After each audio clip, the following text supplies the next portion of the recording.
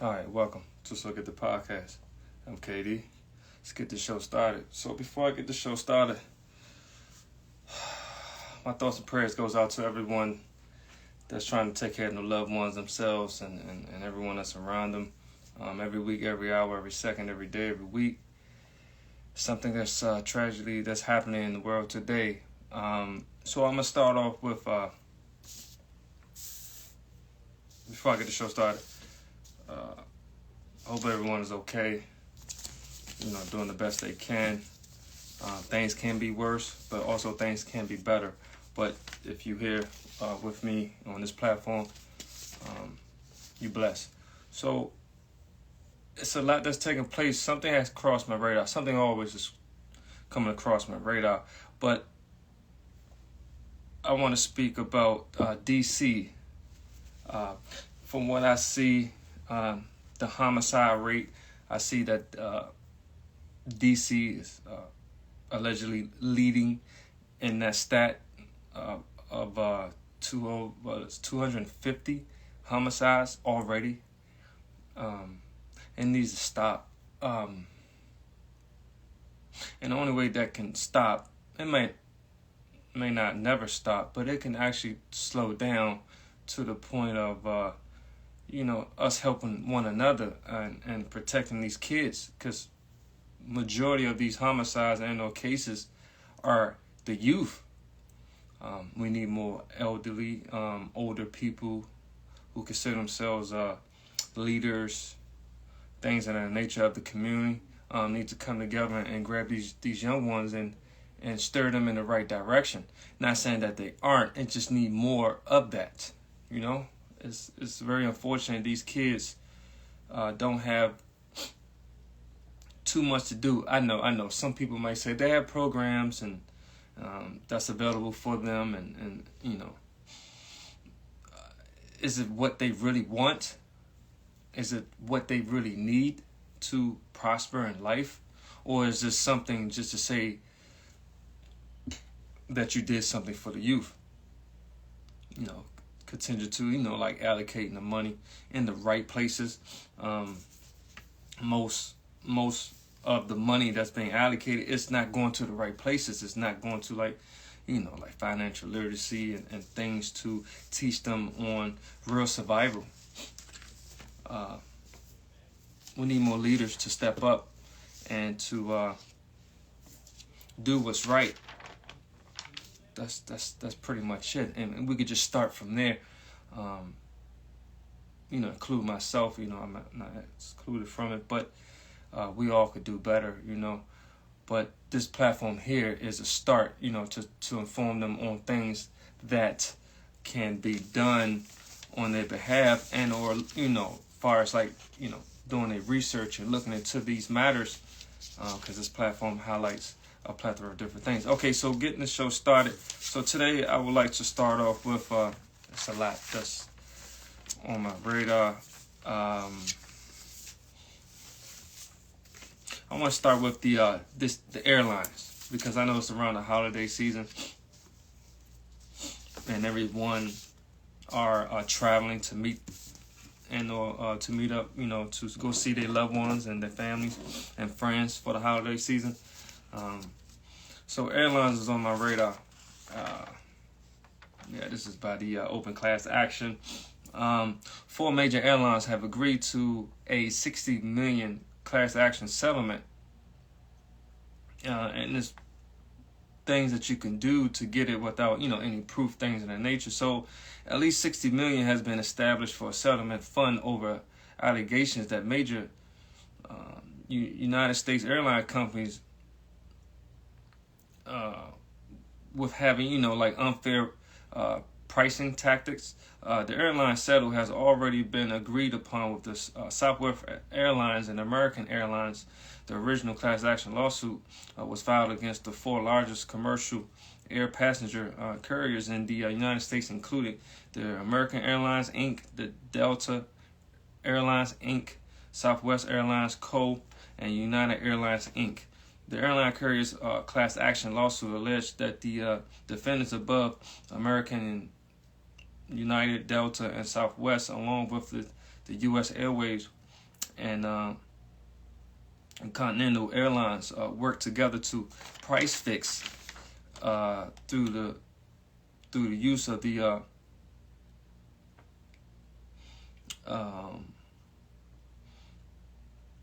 so pretty much they just increased their fares by limiting capacity of the domestic flights internationally, resulting in artificial and agreed upon price gouging of their collective customers. The settlement is still being litigated for the rest of the airlines that have not yet contributed to the settlement fund, in total of the $60 million. So, I'm just gonna highlight. I'm not gonna read too much more about that. It's to the point of when it comes to like fees and price gouging, as I said, overcharging the customers, consumers, whatever the case may be. It's all coming out. It's been going on for quite a while from these entities in corporate America. People just want what they want, and nothing more, nothing less. Any bonuses or exclusive specials and things of that nature, of course they would want that, right? Because it's a supply and demand type of business. But at the end of the day, the customers want to feel good about where they allocating their money, and it seems like where they allocating the money, these people or entities or institutions aren't taking care of the people. I know if the airlines are overcharging you and with fixed prices and things of that nature, people say, well, how would I travel or get there or go over here, things of that nature. It's not all of anything. It's just the ones I just named. Now, I know people have preference of who they want to spend their money with, and that's okay. It's to each his own. But at the end of the day, hopefully you're giving your money to the right people. Okay, moving forward.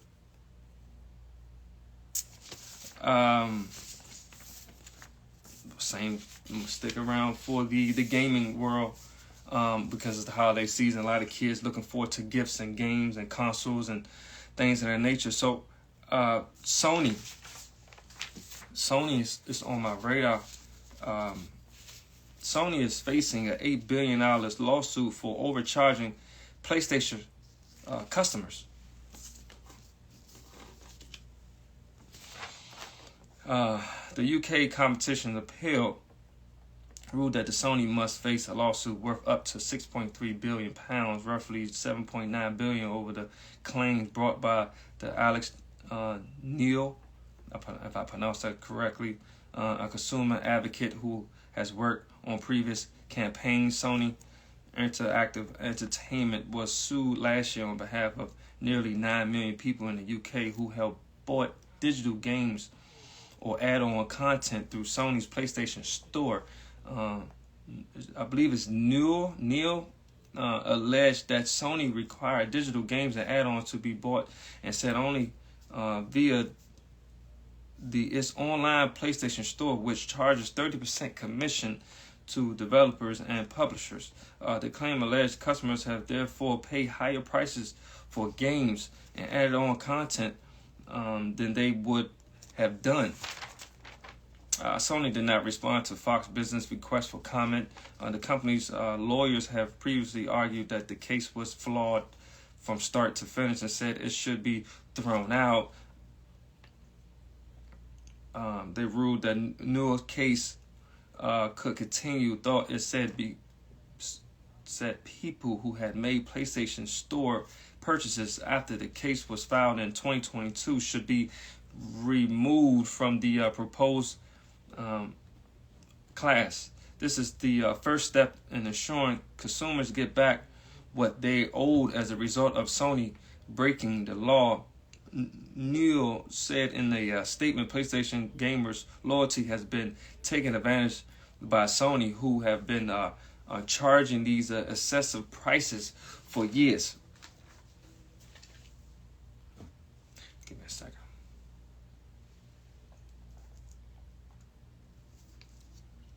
Yeah, everyone, go check out the mug. and the merch. Some good merch out there that you might like for yourself and or your loved ones for the holidays. Support the platform as much as we support the people. So Sony, and once again, that's another entity that are with their business practice,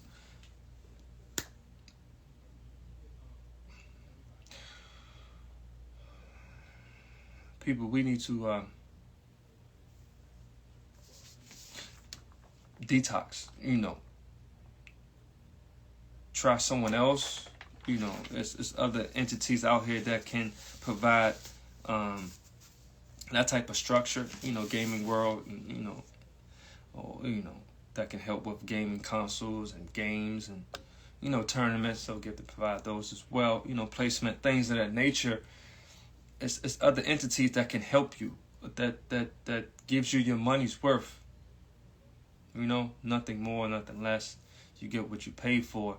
That's it. That's all. It's that simple. I don't understand. Well, I do understand, but I don't understand why the people don't see that where your money is going. They care nothing too much about you or your loved ones. They just know that, it's a supply and demand, and they're just giving you what you think you're getting or what you're asking for, and they just overcharging you. Every week is always something new. It's not stopping. From job losses, job placement, overcharge fees, overcharging you with fees of that nature, Okay, moving forward. Well, last week's show spoke about the industry, the car industry. For some reason, they are on my radar. So last week it was one entity. This one is a new one. Honda is on my radar. Honda has recalled over 300,000 vehicles for seatbelt issues.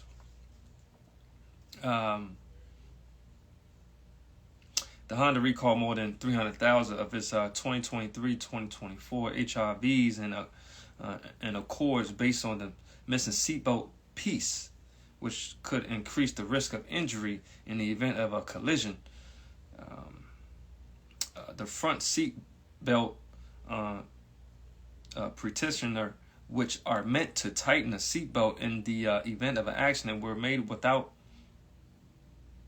rivet, according to the reports from the Honda and the National Highway Traffic Safety Administration. Without the rivet seatbelt pretensioner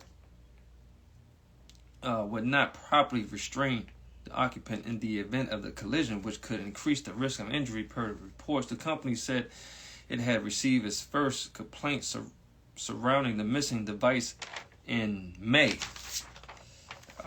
Affected vehicles will be contacted via mail and be asked to take their vehicles to the nearest Honda dealer, which will inspect and replace the seatbelt pretensioner, assembling with a non-detective part if needed. Per the reports, as of November 16th, Honda had no reports of injury or deaths from the defective part. Honda and the NHTSA said there were 303,770 potentially impacted vehicles, but the company estimated less than 1% of these vehicles needed a device replacement. Per the AP, the NHTSP said wearing a seatbelt in the front seat of the passenger car can reduce the risk of the fatal injury by 45%, moderate to critical injury by 50%. Honda has issued 14 other recalls in 2023 alone, according to CNN. They got to get that, fixing that defect with their products coming from out of their manufacturer. It's just, okay, things happen, right? Things do happen, but for a period of time, as if nothing has happened, that's the problem. If something takes place that that's not good for the people, and you still continue to dish out and those provide the service and the product to the people in these communities, and it's not good or it's not ready to be sold. That's a problem. Now it's involving people, life. That's not good, people.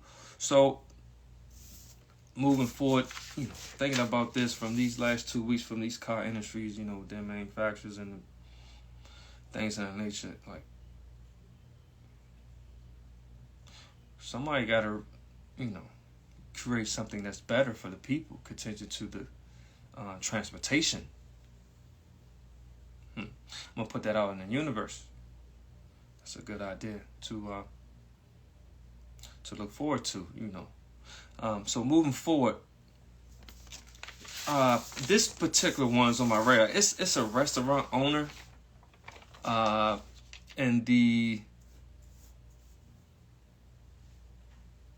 I believe, Maryland residence, but it didn't disclose the particular location.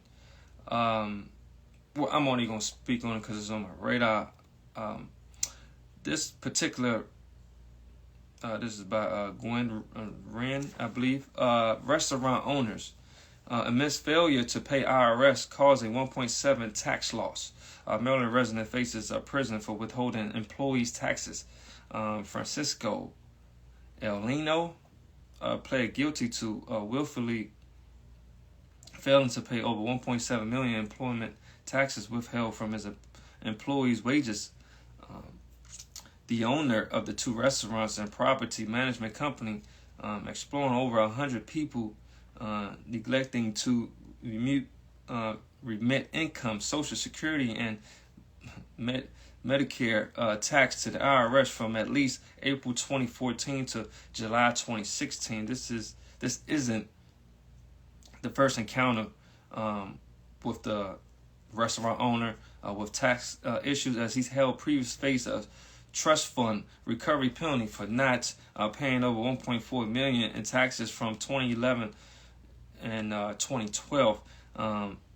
Elino is set to be sentenced on March 6, 2024, with a maximum penalty of 5 years in prison, supervised release, monetary penalties. The IRS criminal investigation is handling the case, and the sentences will be determined by the federal district court judge based on the U.S. sentences guidelines and other statutory factors. Acting Assistant Attorney General Stuart M. Goldsberg and U.S. Attorney Eric L. Byrne, and announced the plea trial attorney Sean Now and Assistant U.S. Attorney Jefferson Gray are prosecuting in this case. It's unfortunate. Once again, it's dealing with employees and their wages, money.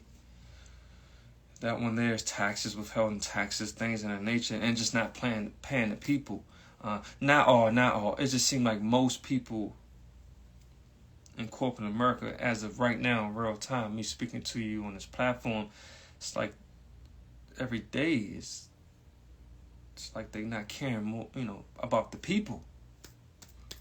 And the people are what helps fund their business, their dreams, their goals, what they want to accomplish, on helping these communities. Allegedly, that's what most people say, why they get in business, so they can provide a service and a product that can actually help the economy. And it seems like you actually hurting the economy, most. It's very unfortunate because, once again, people work hard for their money and they trying to pay their bills and take care of their loved ones, and they have a difficulty just getting what's rightfully theirs. And that's a problem. Okay, moving forward. LG Energy is on my radar. Yes, the LG Energy is holiday layoffs at LG Energy Solution, Michigan. a blow to workers and in the season, right? So the LG Energy Solution Michigan is laying off 170 employees in Highland during the holiday season at its transition to a new facility. The layoffs will occur in phases across December 2023. So this is like next month, like during the holiday time. Like it's not okay. And this is during December of this year, 2023, and January of 2024, due to the production gap and the automakers realign the speed of the EV transition. The company has promised to provide support and assistance to those affected, including packages and outplacement services. A GoFundMe page has been launched by LG employee Steve Sager to assist those laid off during the holiday period. The company has stated that it will remain open and transparent with its workforce as process unfold. It's unfortunate, once again, for anyone to lose any form of payment or work that helps pay their bills, and most are keeping their head above water. And if you just land them off, what are they going to do? Well, just like anything else, people will say, well, get in line. There's a lot of things that's taking place in the world. I just want people to wake up to really look at that most, for those who you work for, those who you wake up every day. Respectfully, everyone can't be a CEO or a boss or whatever the case may be, right? Not everyone, but why not most? That's a choice. That's a choice that you have to make. I know some people don't have the expertise or the know-how to even go in that direction, but you have someone that's up and running that knows what to do and what not to do and how to do it and how to go about it. And what's so gifted, Monumental Music Group and EUSE. That's just what it is. So at the end of the day, let's help one another, to the point of no return. So last but not least, on my radar. So they had this thing that came across my radar, with tow trucks. I don't know. This is, what is it, by Timothy Boyer is the correct way, I believe.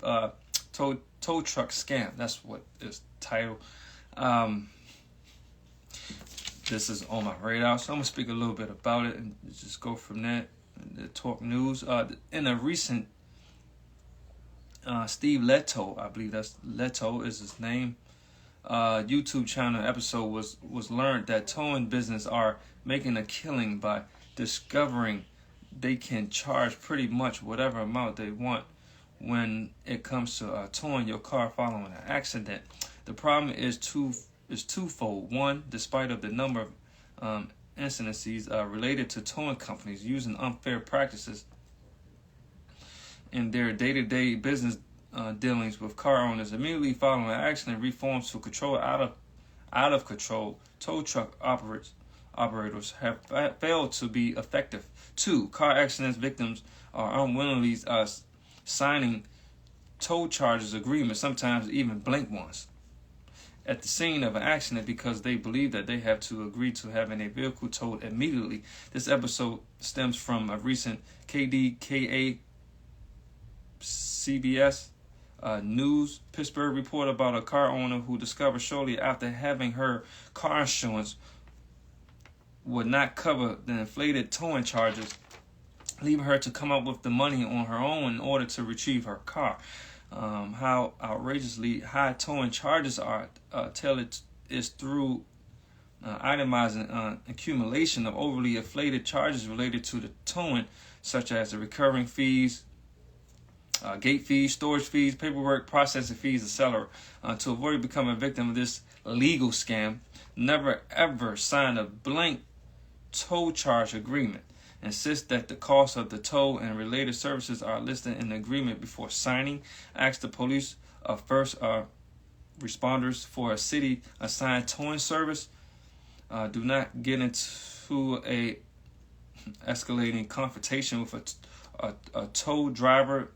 Multiple news stories report violence can occur, and if the tow vehicle does not have a clean business name and contact number information printed on its side, stay away from it. It could be someone posing as a tow truck operator when they are actually looking to steal your vehicle. So in some cases, trauma, accidents, and people thankful that they still breathing, in these tragedy incidents, wherever it may be, highway, streets, wherever these locations of these incidents take place, and they're looking for real help, and those who they believe in and put their faith into to help them is just overcharging them. Doesn't matter who you are, what you are, and how you do things, or how you perceive to be. Most, not all, most are taking the people's money, and it's time for that to stop. Those who really care about the people, it's time to step up and take, your God-given right. Hi, I'm KD. This is So Good the Podcast. See you later.